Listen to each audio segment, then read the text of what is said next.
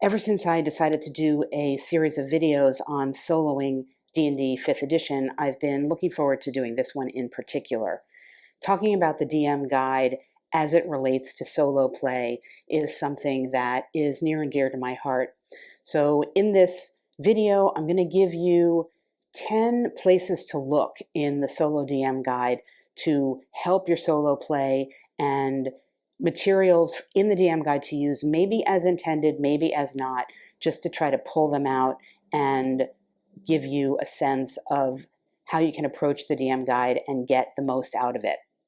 But before we get to that, I want to do a little self-promotion here because people are telling me I should do a bit more of this since I'm not on any other social media. I want to point out that my Solo Game Master's Guide from Modifius is now available, and this is going to provide you with system-neutral tips as well as tons of random tables to take your solo play to the next level and to follow some of the principles and ideas that I do on the channel, which make my solo sessions flow on the channel. Additionally, my book Wanderings, which is a Gothic roll and read table, is also available, and this is going to provide GMs, both solo GMs and regular GMs, with a D88 narrative table of things that can be used to create atmosphere, even adventure, starting seeds, backstories for NPCs or even characters. But today we're going to be talking about the DM guide. And I'm going to be referring to page numbers here because if you want to follow along or use this video as a reference, that is what it is intended for. The pagination that I am using is referenced from this book here. And the first thing I will say is what I'm not going to talk about is on page 71. We're going to open with that, but we're really not going to get into it, which is just the general creating adventures advice chapter, the elements of a great adventure, etc. These are things that you should familiarize yourself with because as a soloist, you're going to be creating great adventures. But the purpose of this video is to look at some things that may get lost along the way. It's a big book and each page has a lot on it. So without further ado, we'll get to that. Though I'm presenting 10 tips, this is not really a top 10 per se.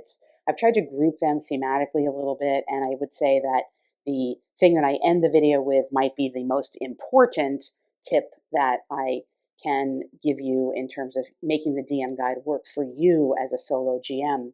But this isn't really, I'm not ranking them because it doesn't really work that way. These are all aspects of things that you may find more or less useful. So let's get to it now. So the first thing I want to point out is on page 239 of the book, and it has to do with advantage and disadvantage. It's the advantage and disadvantage rule here that is telling you, well, they say here for the DM, it's the most useful tool among the most useful tool in your DM toolbox. They reflect temporary circumstances that might affect the chances of a character succeeding or failing at a task.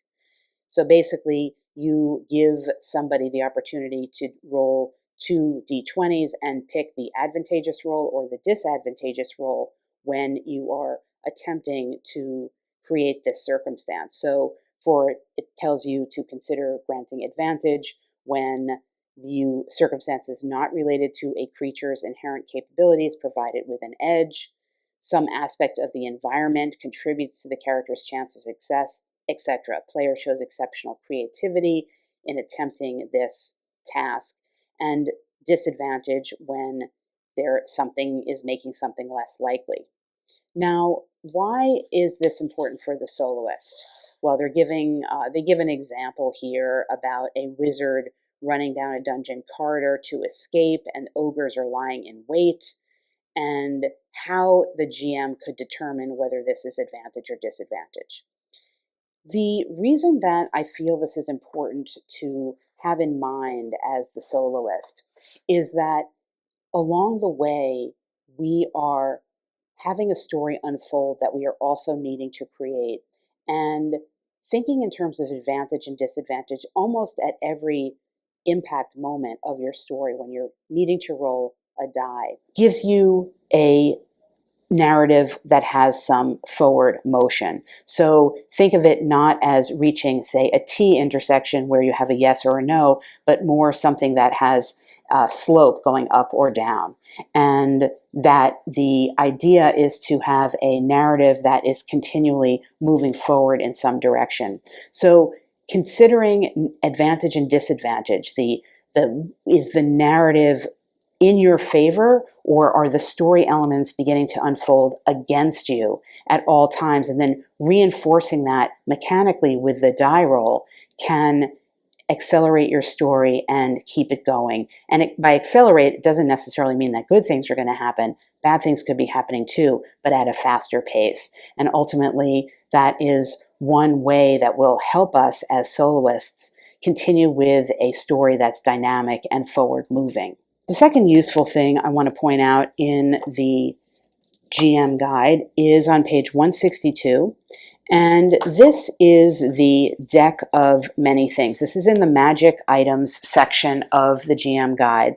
And it's often something I think that might get skipped over, but it can be very useful for a quick way to either just create or bring in some monster to your story, because you could sort out your playing cards here, the ace and face cards, ace, king, queen, jack, 10, 9, 8, and 2 of hearts, diamonds, spades, and clubs to create this deck of, I think it's 22 cards, 34 cards, and then just stick it in a pile, shuffle it up, stick it in a pile, and you get a one of 34 random encounter, a goblin or a night hag or a cloud giant or whatever, and then you could fold that into your story.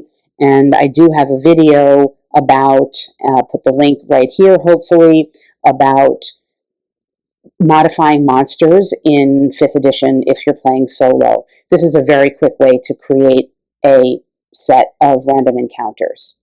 However, there are also listed here, this is the deck, so that was under the deck of illusions.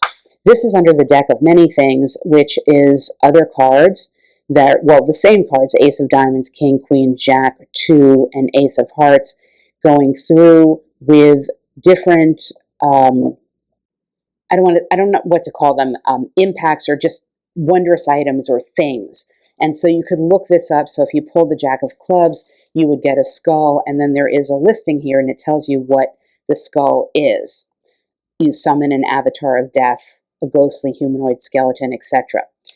What I would suggest as a possibility of doing for the soloist is to combine these two things to create either an NPC that's not just a combat encounter, but that is almost using it as a tarot deck would be a sign of something. So for example, let's just say you pulled the Queen of Diamonds. That says Night Hag.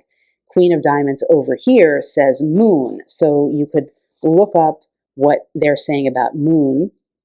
You're granted the ability to cast the Wish spell 1d3 times.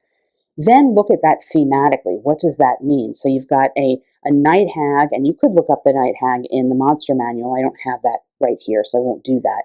But you could look up the Night Hag there and see if you got something thematic, and add on to it this concept of the moon, that you are granted an ability to cast a wish. This is maybe a benevolent encounter person. This is somebody who might be leading you in the direction of what you hope to accomplish in an adventure, or you hope for in a session or in the moment.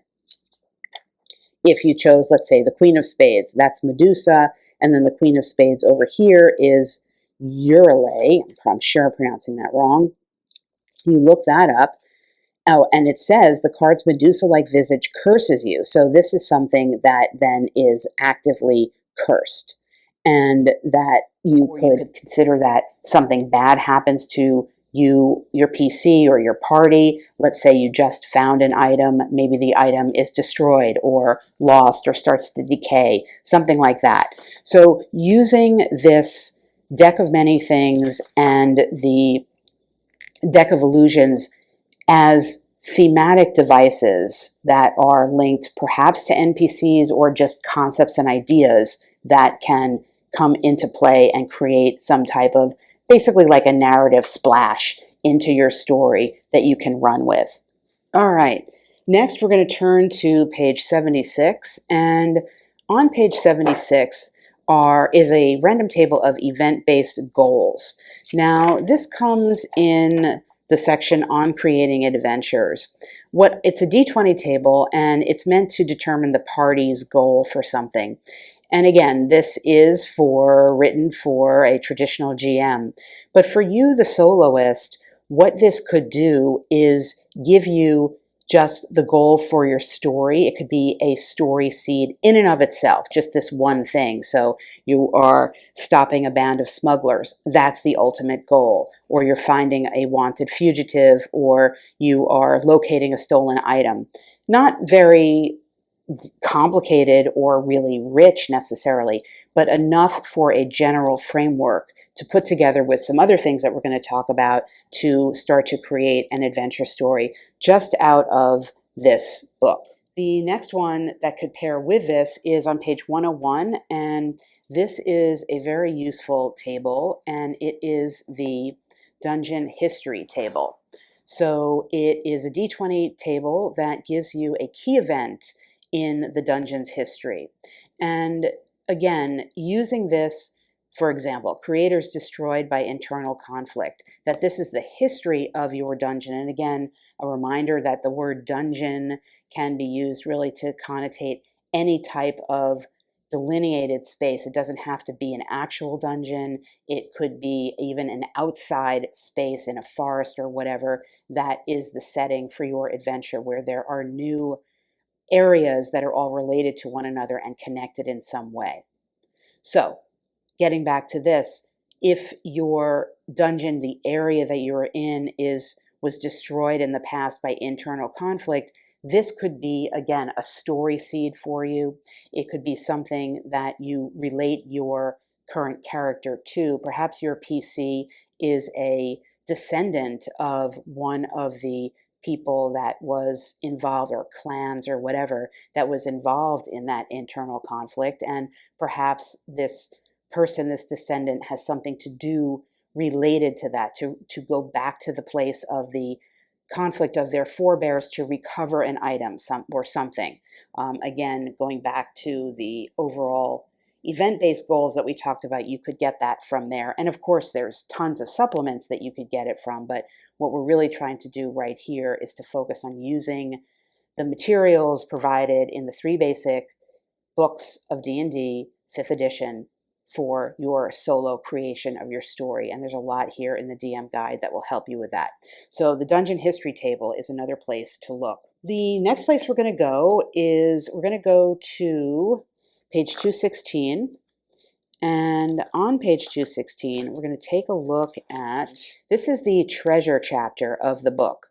And what I want to look at specifically right here is the section on creating sentient magic items.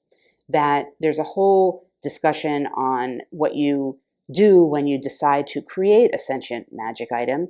I'll leave that to you to read. But what I want to focus on here is this D10 table, which is the special purpose table. You can give a sentient item an objective it pursues, perhaps to the exclusion of all else. I want to talk about this table not in the context of creating a sentient magic item, although that's super cool and you could definitely do that, but as something you could possibly use when you have an NPC encounter. I have a video on my channel that I did a long time ago about NPCs and solo play, and I'll try to remember to put the link for it right here and below.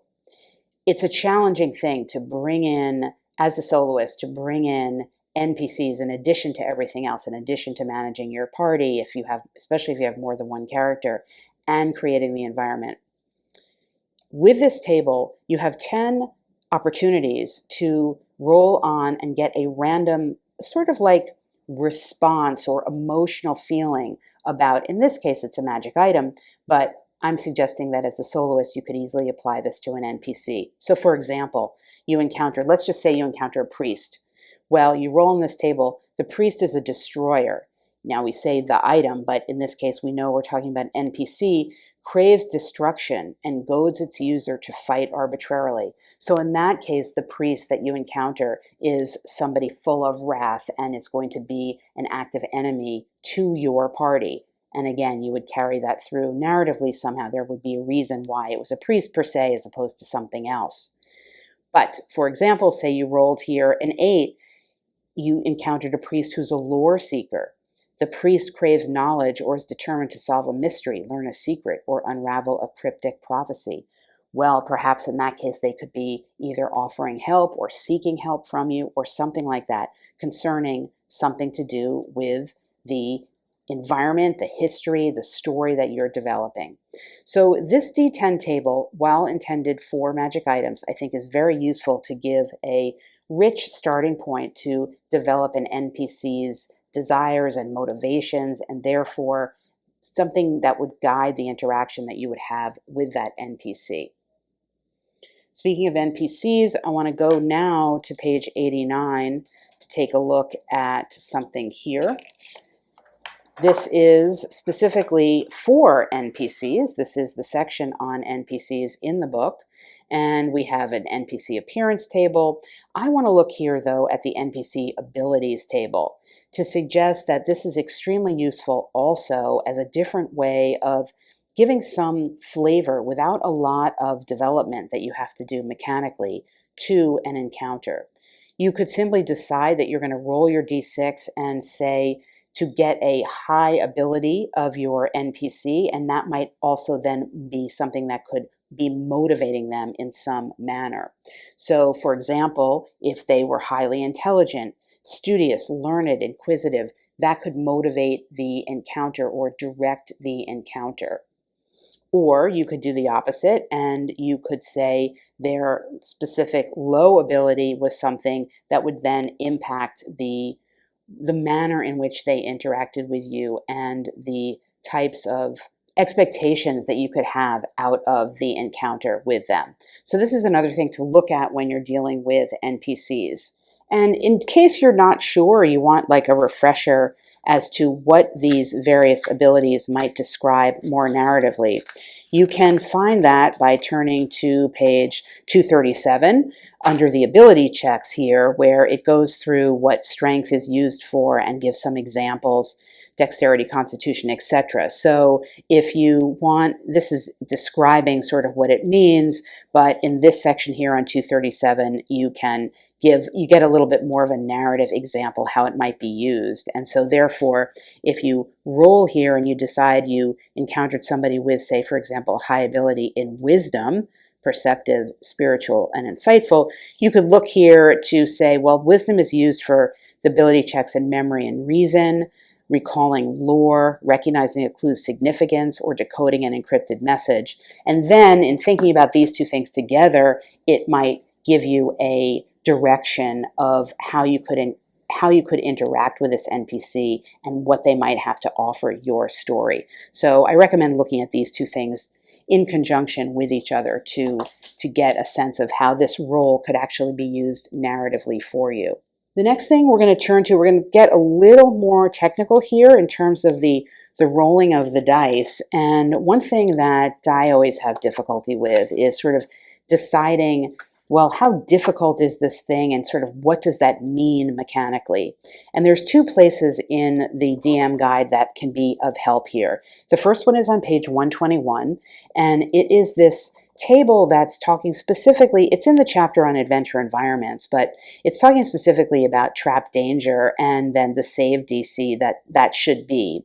So if the trap is going to be just a setback, it's going to have a save of 10 to 11.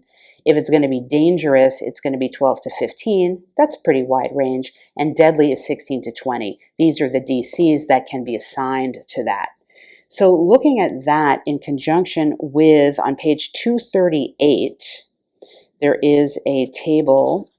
And the table on page 238 is just the general difficulty class table. So it's telling you that it is your job as a DM to establish a difficulty class for an ability check, and it's giving everything from a DC of 5, which really you probably wouldn't even be rolling for all the way up to nearly impossible of 30.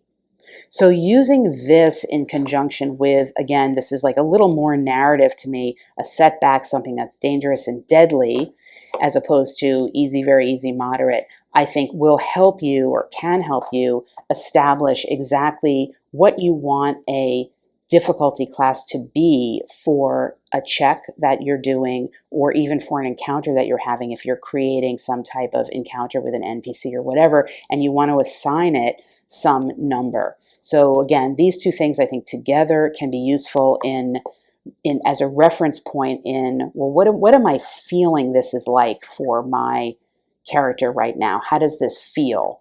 And you can refer to these. And again, not forgetting the first thing we talked about, rolling with advantage and rolling with disadvantage.